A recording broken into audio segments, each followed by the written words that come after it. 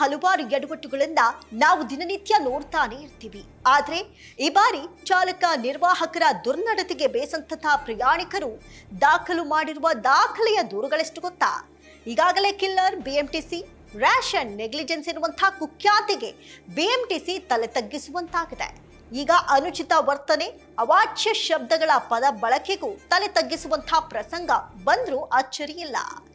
ಇಂತಹ ಪ್ರಕರಣಗಳಿಗೆ ಕಡಿವಾಣ ಹಾಕೋದಕ್ಕೆ ಬೆಂಗಳೂರು ಮಹಾನಗರ ಸಾರಿಗೆ ಸಂಸ್ಥೆ ಹೇಗೆ ಸಜ್ಜಾಗ್ತಾ ಇದೆ, ಈ ಎಲ್ಲಾ ವಿಚಾರಗಳ ಬಗ್ಗೆ ಮಾತನಾಡ್ತಾ ಹೋಗೋಣ.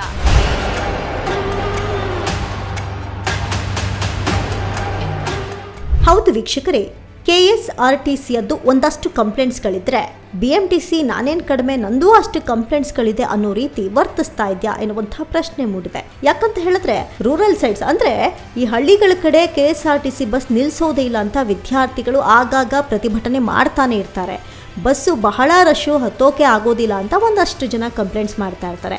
ಇನ್ನೂ ಕೆಲವು ಕಡೆ ಬಸ್ ನಿಲ್ಲಿಸೋದೇ ಇಲ್ಲ ಸ್ವಾಮಿ, ಹಾಗೆ ಹೋಗ್ಬಿಡ್ತಾರೆ ಅಂತ ಒಂದಷ್ಟು ಕಂಪ್ಲೇಂಟ್ಸ್ಗಳು ಬರೋದನ್ನ ನೀವು ಪ್ರತಿನಿತ್ಯ ನೋಡ್ತಾ ಇರ್ತೀವಿ, ಕೇಳ್ತಾ ಇರ್ತೀವಿ. ಆದರೆ ಈಗ ಬಿಎಂಟಿಸಿ ಸರದಿ ಇನ್ನು ಪ್ರತಿನಿತ್ಯ ನಾವು ಗಮನಿಸ್ತಾ ಇರ್ತೀವಿ. ಬಿಎಂಟಿಸಿಗೆ ಮತ್ತೊಂದು ಬಲಿ, ಬಿಎಂಟಿಸಿ ಕಿಲ್ಲರ್ ಬಿಎಂಟಿಸಿ ಎನ್ನುವಂಥ ಹಣೆಪಟ್ಟಿಯನ್ನು ಕಟ್ಕೊಂಡಿದೆ. ಆದರೆ ಈಗ ಬಿಎಂಟಿಸಿ ಜನರ ಮೇಲೆ ರೇಗಾಡ್ತಾ ಇದೆ, ಕೂಗಾಡ್ತಾ ಇದೆ, ಅವಾಚ್ಯ ಶಬ್ದಗಳಿಂದ ನಿಂದನೆ ಮಾಡ್ತಾ ಇದೆ ಎನ್ನುವಂಥ ಮಾಹಿತಿ ಕೂಡ ಗೊತ್ತಾಗ್ತಾ ಇದೆ. ಅದೆಲ್ಲದರ ಜೊತೆಗೆ ಬಹಳಷ್ಟು ದೂರುಗಳು ದಾಖಲಾಗಿದೆ. 1,000 ಅಲ್ಲ, 2,000 ಅಲ್ಲ, ಬರೋಬ್ಬರಿ 10,000ಕ್ಕೂ ಹೆಚ್ಚು ಪ್ರಕರಣಗಳು ಈಗ ಅಂದ್ರೆ ಕಳೆದ ತಿಂಗಳವರೆಗೆ ಕೌಂಟ್ ಮಾಡಿಕೊಂಡ್ರೆ, ಈ ವರ್ಷದ 2025ರ ಆಗಸ್ಟ್ ಎಂಡ್ವರೆಗೂ ಕೌಂಟ್ ಮಾಡಿಕೊಂಡ್ರೆ, ಅಂದರೆ ಈ 8 ತಿಂಗಳಲ್ಲಿ 10,000ಕ್ಕೂ ಹೆಚ್ಚು ಪ್ರಕರಣಗಳು, ದೂರುಗಳು ದಾಖಲಾಗಿವೆ. ಹಾಗಾದರೆ ಏನಿದು ಸುದ್ದಿ? ನಿಜಕ್ಕೂ ಅಷ್ಟೊಂದು ಕಂಪ್ಲೇಂಟ್ಸ್ ಇದೆಯಾ ನಮ್ಮ ಬಿಎಂಟಿಸಿಯಲ್ಲಿ ಅನ್ನೋದನ್ನ ಈ ವಿಡಿಯೋದಲ್ಲಿ ನೋಡ್ತಾ ಹೋಗೋಣ. ಹೌದು ವೀಕ್ಷಕರೇ, ಬಿಎಂಟಿಸಿ ಚಾಲಕರು ಮತ್ತು ನಿರ್ವಾಹಕರ ನಡತೆಗೆ ನಿತ್ಯ ಬೇಸರಗೊಳ್ಳುವ ಪ್ರಯಾಣಿಕರು ದೂರು ನೀಡಿದ್ದಾರೆ. ಅದರ ಪ್ರಕಾರ ಈ ವರ್ಷ 10,000ಕ್ಕೂ ಹೆಚ್ಚು ದೂರುಗಳು ದಾಖಲಾಗಿದೆಯಂತೆ. ಉಚಿತ ಪ್ರಯಾಣದ ಶಕ್ತಿ ಯೋಜನೆಯಿಂದ ಮಹಿಳಾ ಪ್ರಯಾಣಿಕರ ಸಂಖ್ಯೆ ಏನು ಕಡಿಮೆ ಇಲ್ಲ, ಹೆಚ್ಚಾಗಿದೆ. ಈ ವಿಚಾರಕ್ಕೆ ಸಂಬಂಧಪಟ್ಟಂತೆ ಬಸ್ಗಳು ರಶ್ಶು. ಚಾಲಕರು ಮತ್ತು ನಿರ್ವಾಹಕರು ಮಹಿಳೆಯರ ಮೇಲೆ ರೇಗಾಡೋದು, ಕಿರ್ಚಾಡೋದು, ಅನುಚಿತವಾಗಿ ವರ್ತಿಸ್ತಾ ಇರುವಂತಹ ದೂರುಗಳು ಕೂಡ ಹೆಚ್ಚಾಗಿವೆ. ಸದ್ಯ ಈ ದೂರಿಗೆ ಸಂಬಂಧಪಟ್ಟಂತೆ ಕಠಿಣ ಕ್ರಮ ಕೈಗೊಳ್ಳುವ ಬಗ್ಗೆ ನಿಗಮ ಸ್ಪಷ್ಟಪಡಿಸಿದೆ. ಬಿಎಂಟಿಸಿ ಚಾಲಕರ ನಿರ್ವಾಹಕರ ವಿರುದ್ಧ 4,093 ದೂರು ದಾಖಲಾಗಿದೆ.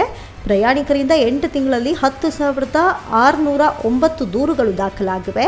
ಹೊಸ ಬಸ್ ಕಲ್ಪಿಸಲು ಪ್ರಯಾಣಿಕರಿಂದ ಬೇಡಿಕೆಯೂ ಕೂಡ ಹೆಚ್ಚಳವಾಗಿದೆ. ಹೌದು, ಬಿಎಂಟಿಸಿ ಚಾಲಕ ನಿರ್ವಾಹಕರ ಅಸಭ್ಯ ವರ್ತನೆ, ಅಜಾಗರೂಕತೆ, ವೇಗದ ಚಾಲನೆಯಿಂದ ಬೇಸತ್ತ ಪ್ರಯಾಣಿಕರು ಪ್ರಸಕ್ತ ಸಾಲಿನಲ್ಲಿ 10,000ಕ್ಕೂ ಅಧಿಕ ದೂರುಗಳನ್ನು ದಾಖಲು ಮಾಡಿದ್ದಾರೆ. ಆದರೆ ಸಂಸ್ಥೆಯು ಕಟ್ಟುನಿಟ್ಟಿನ ಕ್ರಮ ವಹಿಸದ ಕಾರಣ ಪ್ರಯಾಣಿಕರೊಂದಿಗಿನ ದುರ್ವರ್ತನೆ ಕೂಡ ಮುಂದುವರೆದಿದೆ. ಕಳೆದ 8 ತಿಂಗಳಲ್ಲಿ 10,609 ದೂರುಗಳು ದಾಖಲಾಗಿವೆ. ಇದರಲ್ಲಿ 4,093 ದೂರುಗಳು ಚಾಲಕರು ನಿರ್ವಾಹಕರ ಅನುಚಿತ ವರ್ತನೆ ಮತ್ತು ವಿವಿಧ ಕಾರಣಗಳಿಗೆ ದಾಖಲಾಗಿವೆ. ವರ್ಷಾಂತ್ಯಕ್ಕೆ ಇವುಗಳ ಸಂಖ್ಯೆ ಇನ್ನೂ ಹೆಚ್ಚಾಗುವ ಸಾಧ್ಯತೆ ಇದೆ. ಹೌದು, 2024ರಲ್ಲಿ ಹಾಗಾದರೆ ಎಷ್ಟು ಕೇಸ್ ದಾಖಲಾಗಿತ್ತು ಅಂತ ನೀವು ಕೇಳಬಹುದು. ಹೌದು, 2024ರಲ್ಲಿ ದಾಖಲಾಗಿದ್ದ ಪ್ರಕರಣಗಳ ಸಂಖ್ಯೆ ಅಂದರೆ ಇಡೀ ವರ್ಷ ಪೂರ್ತಿ 2004ರಲ್ಲಿ 11,412 ಪ್ರಕರಣಗಳು ದಾಖಲಾಗಿತ್ತು. ಅದರಲ್ಲಿ 5,494 ಪ್ರಕರಣಗಳು ಚಾಲಕರು ನಿರ್ವಾಹಕರ ವಿರುದ್ಧವೇ ದಾಖಲಾಗಿತ್ತು. ಈ ದೂರಿನ ಕುರಿತು ವಿಚಾರಣೆ ನಡೆಸಿದಂತಹ ಸಂಸ್ಥೆಯ ಅಧಿಕಾರಿಗಳು ಇಂತಹ ಪ್ರಕರಣಗಳು ತಮ್ಮ ವಿರುದ್ಧ ಮತ್ತೊಮ್ಮೆ ದಾಖಲಾದರೆ ಶಿಸ್ತು ಕ್ರಮ ಜರುಗಿಸುವುದಾಗಿ ಎಚ್ಚರಿಕೆ ನೀಡಿತ್ತು. ಆದರೆ ಪ್ರಸಕ್ತ ಸಾಲಿನಲ್ಲಿ ಕೇವಲ 8 ತಿಂಗಳಲ್ಲೇ ಇಷ್ಟರ ಮಟ್ಟಿಗೆ ಅಂದರೆ ಇಷ್ಟೂ ಪ್ರಕರಣಗಳು ದಾಖಲಾಗಿದೆ. ಈ ವರ್ಷದ ಅಂತ್ಯಕ್ಕೆ ಇನ್ನಷ್ಟು ಕಂಪ್ಲೇಂಟ್ಸ್ಗಳು ಕೂಡ ಬರುತ್ತೆ ಅಂತ ಹೇಳಲಾಗ್ತಾ ಇದೆ. ಇನ್ನು ಪ್ರತಿದಿನ ಬಸ್ ಹತ್ತುವಾಗ, ಇಳಿಯುವಾಗ ಮಹಿಳೆಯರು, ಮಕ್ಕಳು, ವಿದ್ಯಾರ್ಥಿನಿಯರು, ವೃದ್ಧರು ಅನ್ನದೇ ಎಲ್ಲರೊಂದಿಗೆ ಚಾಲಕರು, ನಿರ್ವಾಹಕರು ಅನುಚಿತವಾಗಿ ನಡೆದುಕೊಳ್ತಾರೆ, ಕೆಲವೊಬ್ಬರು ಮಾತ್ರ. ಈ ಹಿನ್ನೆಲೆಯಲ್ಲಿ ದೂರುಗಳ ಸಂಖ್ಯೆ ಹೆಚ್ಚಾಗಿವೆ. ಇಂತಹ ದೂರುಗಳು ದಾಖಲಾದಾಗ ಸಂಸ್ಥೆಯು ಕಠಿಣ ಕ್ರಮ ಕೈಗೊಳ್ತಾ ಇಲ್ಲ ಎನ್ನುವಂತಹ ಆರೋಪ ಕೇಳಿ ಬಂದಿದೆ.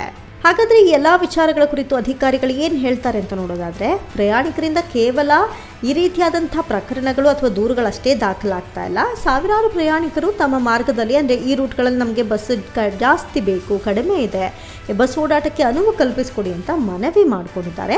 ಬಸ್ ಸಂಚಾರಕ್ಕೆ ಸಂಬಂಧಿಸಿದಂತೆ ಹಲವಾರು ಸಲಹೆಗಳನ್ನು ನೀಡ್ತಾರೆ. ಇವೆಲ್ಲವನ್ನ ಸೇರಿಸೋದ್ರಿಂದ ದೂರುಗಳ ಸಂಖ್ಯೆ ಹೆಚ್ಚಾಗ್ತಿದೆಯೇ ವಿನಃ ಕೇವಲ ದುರ್ವರ್ತನೆಗೆ ಸಂಬಂಧಿಸಿದ್ದಲ್ಲ. ಚಾಲಕರು, ನಿರ್ವಾಹಕರ ದುರ್ವರ್ತನೆಗೆ ಸಂಬಂಧಿಸಿದ ದೂರುಗಳನ್ನು ಕಾಲಮಿತಿಯಲ್ಲಿ ವಿಚಾರಣೆ ನಡೆಸಲಾಗ್ತಾ ಇದೆ.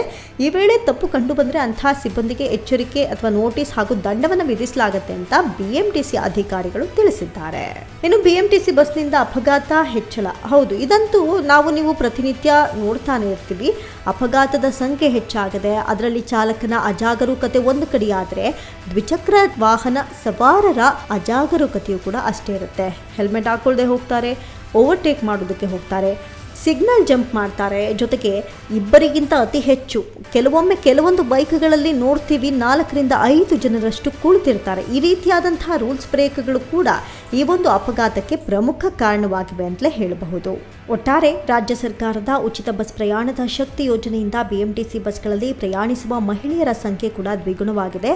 ಜೊತೆಗೆ ಇಷ್ಟೆಲ್ಲ ಆದಮೇಲೆ ಸಂಸ್ಥೆಯು ಈ ಎಲ್ಲ ವಿಚಾರಗಳಿಗೆ ಕಡಿವಾಣ ಹಾಕುತ್ತಾ ಇನ್ನಷ್ಟೇ ಕಾದು ನೋಡಬೇಕಿದೆ.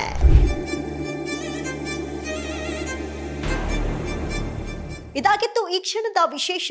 ಇದು ಬಿಎಂಟಿಸಿ ಕಥೆ. ನೋಡ್ತಾ ಇರಿ ಸ್ಪೀಡ್ ನ್ಯೂಸ್ ಕನ್ನಡ. ಸುದ್ದಿ ನಿಮ್ಮದು, ವೇಗ ನಮ್ಮದು.